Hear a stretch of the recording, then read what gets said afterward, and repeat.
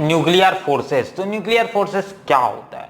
Nuclear forces ऐसे type के forces होते हैं जो कि एक न्यूक्लियस में उसके सारे के सारे नंबर्स ऑफ न्यूक्लियॉन्स जो रहेंगे उन सारे को बॉन्ड करके रखेगा, उन सारे को स्टोर्ड करके रखेगा, उसे अपने से दूर नहीं जाने देगा। उससे टाइप के फोर्सेस को हम बोलते हैं nuclear forces. Nuclear forces protons और न्यूट्रॉन्स के बीच में एग्जिस्ट करता है, जो कि उन दोनों को एक दूसरे को न्यूक्लियस में ही यानी न्यूक्लियस में रिपेल होने से बचाता है और फाइनली उन दोनों को एज स्टोर्ड करके रखता है। देखो प्रोटॉन्स क्या, न्यूट्रॉन्स का तो छोड़ दो, न्यूट्रॉन्स तो न्यूट्रल चार्ज होते हैं, उनका कोई चार्ज नहीं होता है, बट प्रोटॉन्स तो चार्ज हैं। प्रोटॉन्स क्या होते हैं? पॉजिटिवली चार्ज होते हैं। अब प्रोटॉन्स क्या करेंगे? एक दूसरे के साथ रिपेल करेंगे। अब रिपेल करेंगे तो उन्हें तो न्यूक्लियस से बाहर चले जाना चाहिए, नहीं जाते हैं। किस फोर्स के कारण? न्यूक्लियर फोर्स के कारण, क्योंकि एक न्यूक्लियर फोर्स एक टाइप का स्ट्रॉन्ग फोर्स होता है जो कि इन सारे के सारे को एक साथ कंडेंस करके रखता है। अब बस समझते हैं न्यूक्लियर फोर्सेस की कुछ अच्छी खासी प्रॉपर्टीज होती हैं। हम इसकी प्रॉपर्टीज के नाम से न्यूक्लियर फोर्सेस को जानते हैं। पहले तो न्यूक्लियर फोर्सेस की सबसे अच्छी प्रॉपर्टी यही आ जाती है कि ये चार्ज के ऊपर डिपेंड नहीं करता। चार्ज के इट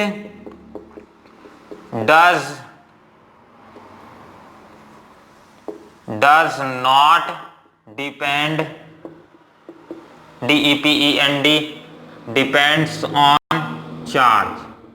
ठीक है, अब ये किस टाइप का चार्ज है इसके ऊपर कतई भी डिपेंड नहीं करता। क्यों? क्योंकि अगर मैं बात करूं कि चार्ज पॉजिटिव है या चार्ज नेगेटिव है या चार्ज न्यूट्रल है, कैसा भी चार्ज है उससे हमें लेना देना नहीं है। हमें सिर्फ एक चीज से लेना देना है कि दैट चार्ज क्या है।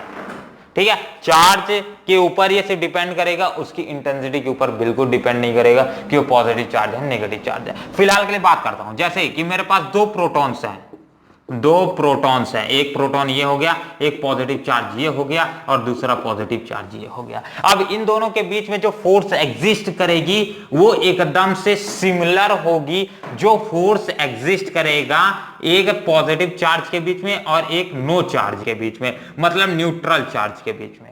ये फोर्स भी एकदम से इक्वल होगा, ये फोर्स भी एकदम एग्जैक्टली इक्वल होगा। समझ आई बात? चलो, तो इसमें जो चार्ज की क्या नेचर है, पॉजिटिव है नेगेटिव है, इसके ऊपर ये कतई भी नहीं डिपेंड करता कि न्यूक्लियर फोर्सेस क्या होनी चाहिए। तो ये आ जाएगा इसका पहला प्रॉपर्टी, स्क्रीनशॉट ले लो और जस्ट आगे बढ़ते हैं। क्लियर? चलो, तो ये आ जाएगा न्यूक्लियर फोर्सेस का कॉन्सेप्ट कि न्यूक्लियर फोर्सेस चार्ज के नेचर के ऊपर कतई भी डिपेंड नहीं करता कि वो कहाँ है। जैसे मैं एक दो न्यूट्रॉन्स ही ले लो, एक न्यूट्रॉन्स और दूसरा न्यूट्रॉन, अब इन दोनों के बीच में जो फोर्स एग्जिस्ट करेगा वो भी एग्जैक्टली सेम होगा। ये तीनों के तीनों एफ एक दूसरे के इक्वल होंगे। तो इसीलिए बोला जाता है कि न्यूक्लियर फोर्स चार्ज के नेचर के ऊपर कतई भी डिपेंड नहीं करता। ये आ जाएगा इसका पहला प्रॉपर्टी। अब दूसरे प्रॉपर्टी के ऊपर कूदते हैं हम। दूसरा प्रॉपर्टी ये बोलता है कि ये एक बहुत दुनिया का सबसे ज्यादा स्ट्रॉन्गेस्ट फोर्स है, मतलब न्यूक्लियर फोर्स सबसे ज्यादा स्ट्रॉन्गेस्ट फोर्स माना जाता है और रिलेटिव फोर्सेस है, जैसे ग्रेविटेशनल फोर्स हो गया, इलेक्ट्रोस्टैटिक फोर्स हो गया, मैग्नेटिक फोर्स हो गया, इन सभी में से सबसे स्ट्रॉन्गेस्ट फोर्स होता है ROGENST strongest force of attraction होता है, फोर्स ऑफ अट्रैक्शन होता है। ठीक है, चाहे मैग्नेटिक हो, ग्रेविटी हो, चाहे कि इलेक्ट्रोस्टैटिक्स हो, तीनों के मुकाबले। ऐसा क्यों?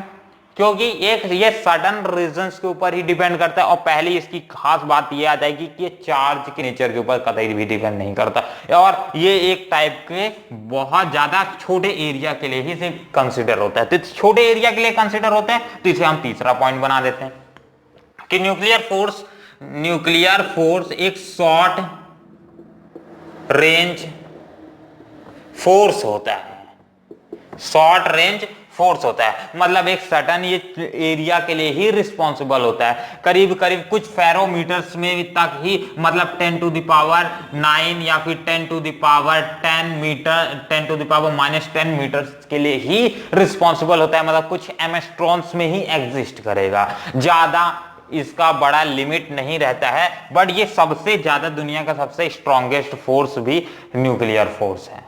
ठीक, न्यूक्लियर फोर्स सबसे ज्यादा स्ट्रॉन्गेस्ट फोर्स है, बट इसका एक शॉर्ट रेंजेड फोर्स होता है, मतलब एक छोटे से एरिया के लिए ही कंसिडर किया जा सकता है। मतलब छोटा एरिया भी बहुत ज्यादा छोटा होता है, मिलीज में होता है भाई, किसमें एमएस्ट्रॉन्स, मतलब भाई इतना छोटा कि भाई होल करते जाओ, होल करते, माइक्रो करते जाओ, तब जाके वो फोर्स आपको एज कंसिडरेबल या फिर आपके एक्सपीरियंस होगा। ठीक है, तो ये आ जाता है, बहुत शॉर्ट रेंजेड फोर्स होते हैं। चौथा इसकी प्रॉपर्टी बात करते हैं कि ये एक इसके अच्छी सी प्रॉपर्टी मेरे को ये लगती है कि दैट न्यूक्लियर फोर्सेस एक सेंट्रल फोर्स नहीं होते हैं, not a central force, central force नहीं होते हैं। मतलब सेंट्रल फोर्स बोलने का मतलब है कि सेंट्रल फोर्स कॉस फोर्स होती है, सेंट्रल फोर्सेस ऐसी फोर्सेस होती हैं जो कि डिस्टेंस के ऊपर डिपेंड करता है, बट ये जो सेंट्रल फोर्सेस होती हैं ये डिस्टेंस के ऊपर डिपेंड नहीं करती हैं। ऐसा कैसे? अब देखो, ये जो इतने बड़े, जैसे कि मैं मान लेता हूं एक सर्टेन ये पूरे के पूरे एरिया में अपने पास न्यूक्लियर फोर्सेस एग्जिस्ट करती हैं, इतने बड़े एरिया में।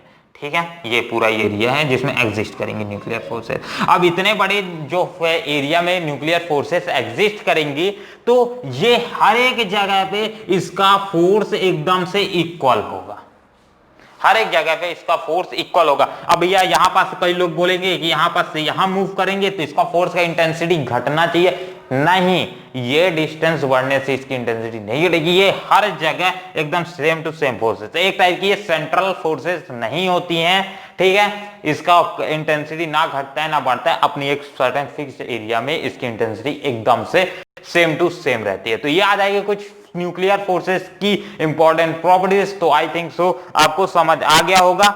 ठीक है, आपको एक स्क्रीन पे ग्राफ भी दिख रहा होगा। चलिए एक ग्राफ की बात कर लेते हैं।